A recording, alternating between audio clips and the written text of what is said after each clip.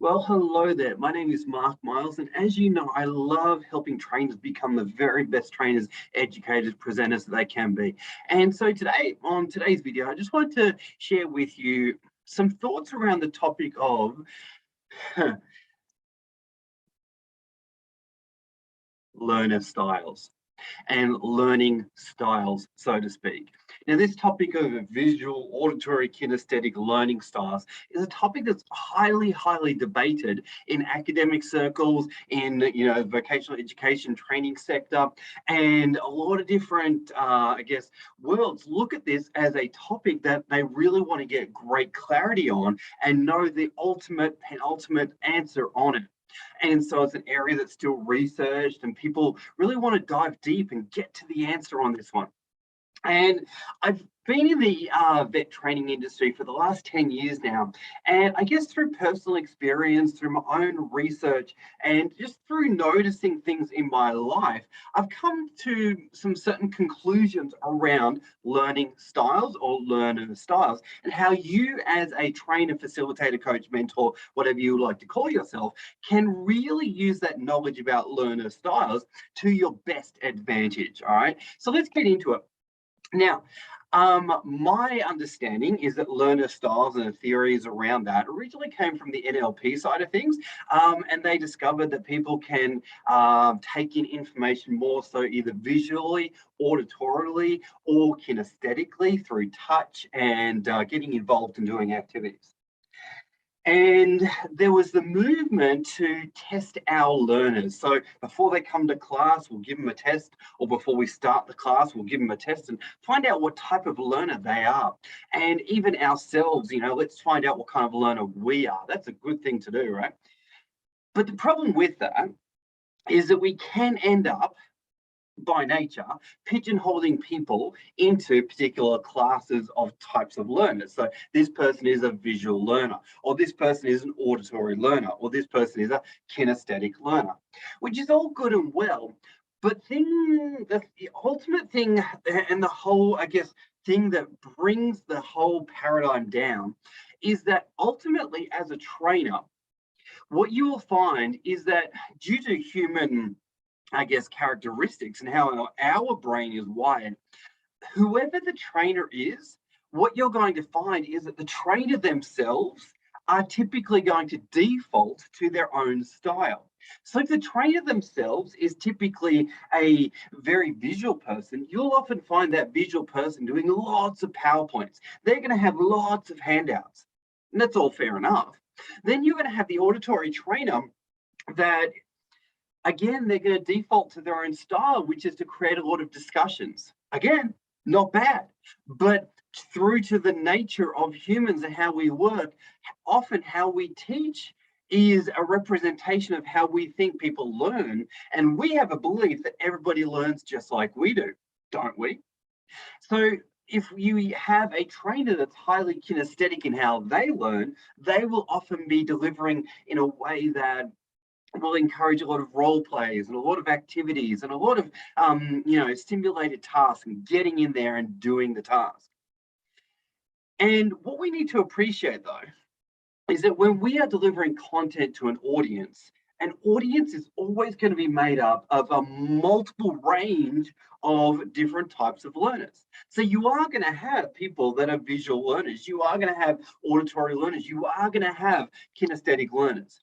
And yes, in some contexts, you may have more kinesthetic learners than, say, visual. In some contexts, you may have more visual learners. In some contexts, you may have more auditory learners. Let's say you're doing a music class, right? High probability you're going to have quite a few auditory learners in that class.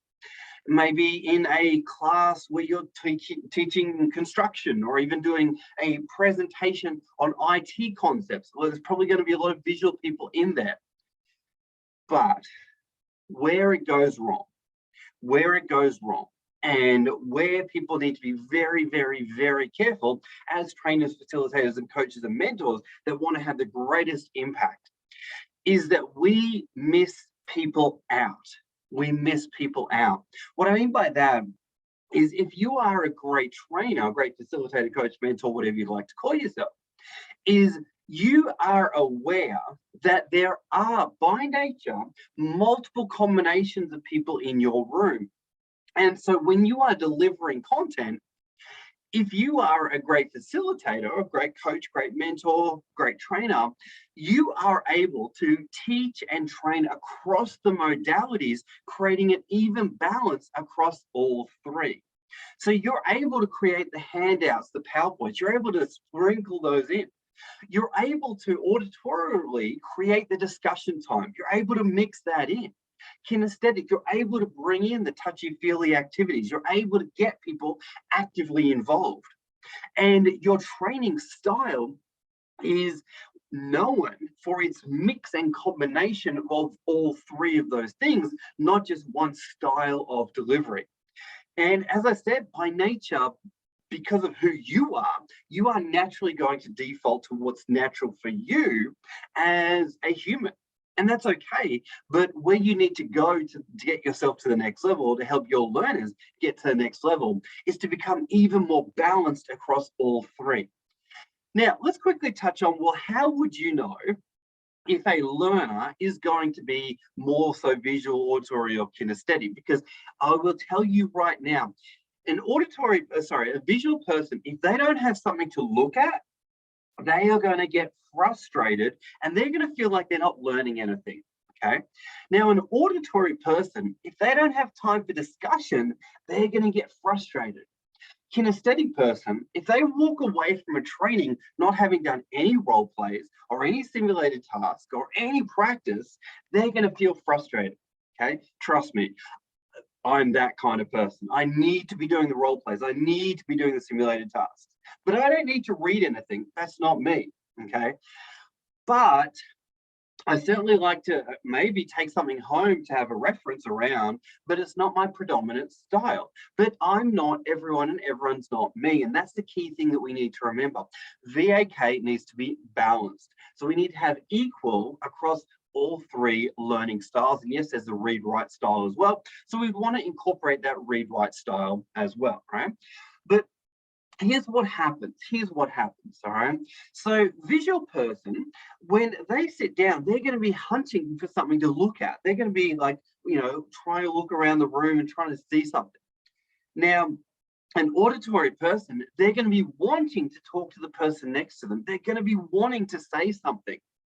Now, a visual person also may be doodling, right? Or read-write person may be doodling. Now, a kinesthetic person, probably within the first 3 to 5 minutes, they're going to start tapping the desk. They're going to start tapping the desk, right? Because they've got the excess energy they need to get out.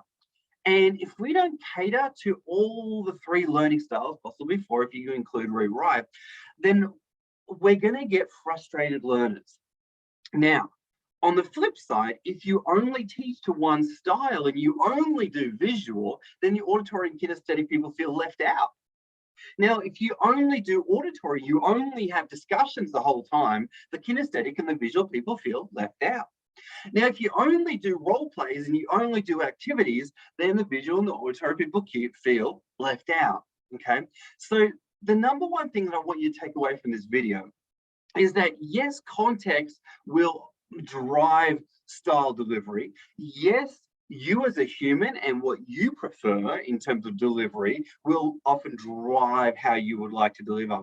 But ultimately, the number one thing that will lead to great effective training delivery is your ability as a trainer to teach across all three styles at an equal portion so that nobody feels left out.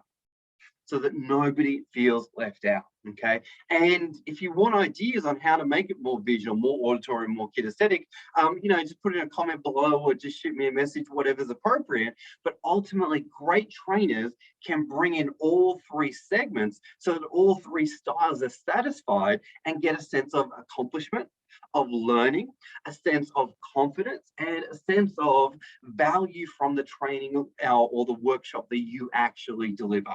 Okay, so hopefully that was valuable for you. Hopefully that you got something out of that. And I know it's a very controversial topic, But I just know from personal observation, typically trainers will default to their own style, and often people that are not of that style will feel left out. And great trainers are always on the path of mastery to think, how can I up my game in those areas that I'm not so comfortable in? Okay. So to end on a personal note, for me personally, when I got into training, I was not really a visual person, still not very much that. So I need to force myself to really bring in the visual side. I just need to do that, right? I'm much more of an auditory and a kinesthetic person. And I needed to stretch myself into the visual side. And I've had great coaches and mentors in that space to be able to help me do that.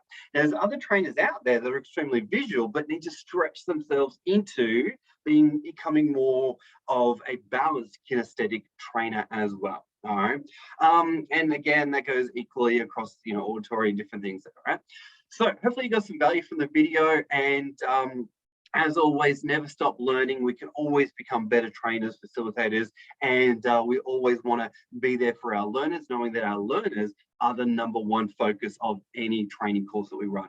Thanks so much for watching, and I'll see you on the next one. Bye for now.